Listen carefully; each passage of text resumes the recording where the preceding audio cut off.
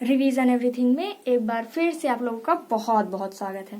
तो कैसे हैं आप लोग? आई होप आप सब बहुत ही अच्छे होंगे। देखिए, इसके पहले के वीडियो में हमने हर्यंक वंश को खत्म कर दिया था, तो आज हम देखेंगे शिशुनाग वंश। देखिए, जगह वही है यानी कि मगध, बस वहाँ के वंश चेंज हो रहे हैं, तो इनको आप सीरियल से याद रखिएगा। सबसे पहला हमारा हर्यंक वंश था, उसके बाद हमारा दूसरे नंबर पे शिशुनाग वंश। आज हम देखेंगे शिशुनाग वंश को। देखिए, शिशुनाग ने हर्यक वंश के उदयन की हत्या करके शिशुनाग वंश की स्थापना की थी। तो शिशुनाग वंश की स्थापना कैसे हुई? हर्यक वंश के उदयन की हत्या करके शिशुनाग वंश की स्थापना हुई, और इसकी स्थापना किसने की? वो थे शिशुनाग। अब शिशुनाग के बारे में कुछ और पॉइंट्स देख लेते हैं। इन्होंने राजधानी पाटलिपुत्र से वैशाली को बनाया था। देखिए, जो उदयन थे उन्होंने पाटलिपुत्र की स्थापना करने के बाद पाटलिपुत्र को ही राजधानी बना लिया था। इसके पहले राजधानी राजगीर थी, तो राजधानी राजगीर से हटाकर पाटलिपुत्र को ही रख लिया था उदयन ने राजधानी। लेकिन जब शिशुनाग आए तो इन्होंने पाटलिपुत्र से फिर से वैशाली को ही अपनी राजधानी बनाया। उसके बाद अगला है, इस वंश का अगला शासक कालाशोक था। इन्हीं के समय में द्वितीय बौद्ध संगीति हुई। देखिए, पहली बौद्ध संगीति अजातशत्रु के समय पे हुई थी और दूसरी बौद्ध संगीति कालाशोक के समय हुई थी, और जो कालाशोक थे वो शिशुनाग वंश के थे। और देखिए, कालाशोक ने पाटलिपुत्र को पुनः राजधानी बनाया। देखिए, इनके पिता ने राजधानी पाटलिपुत्र से वैशाली को बनाया था, लेकिन कालाशोक ने फिर से वैशाली से राजधानी हटाकर पाटलिपुत्र को ही राजधानी बना लिया। अब अगला पॉइंट है, इस वंश का अंतिम शासक नंदीवर्मन एक अयोग्य शासक था। इसके सेनापति महापद्मनंद ने इसकी हत्या कर दी। देखिए, जैसे इसकी शुरुआत हुई थी शिशुनाग वंश की, वैसे ही इसके अंत भी हो गया। शिशुनाग वंश के शुरू कैसे हुआ था? इसने अपने ही राजा की हत्या कर दी, तो शिशुनाग वंश की शुरुआत हो गई। अब शिशुनाग वंश के अंतिम शासक को इसके ही सेनापति महापद्मनंद ने मार दिया, तो शिशुनाग वंश का अंत हो गया। अब देख लेते हैं हम नंद वंश।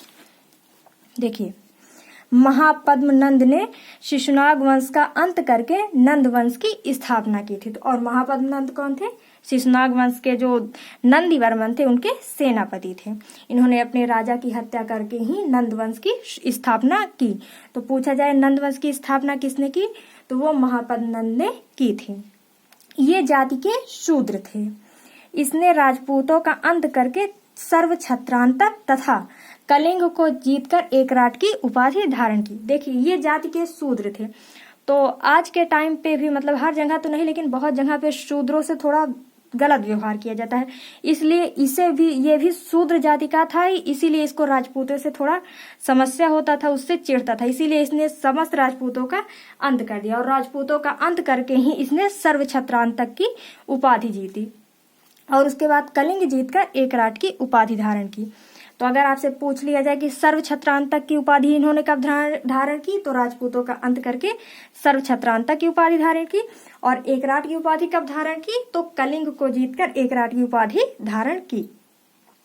और ये मतलब इनका ये नाम भी याद रखिएगा कि सर्व छत्रांतक और एकराट। उसके बाद हमारा अगला पॉइंट है, इस वंश का अगला शासक घनानंद था। यह बहुत ही क्रूर शासक था। इसी के समय सिकंदर का आक्रमण भी हुआ था। देखिए, महापद्मनंद के बाद इस वंश का अगला शासक घनानंद बने थे, लेकिन ये अयोग्य शासक था, क्योंकि इसको अपने पिता से ही सारी जागीर मिली हुई थी, तो ये थोड़ा बिगड़ा हुआ था, और बहुत ही क्रूर शासक भी था। और इसी के समय में जो जिसे कहते हैं ना विश्व विजेता सिकंदर, उनका आक्रमण भारत पे हुआ था। देखिए, यह एक अयोग्य शासक था।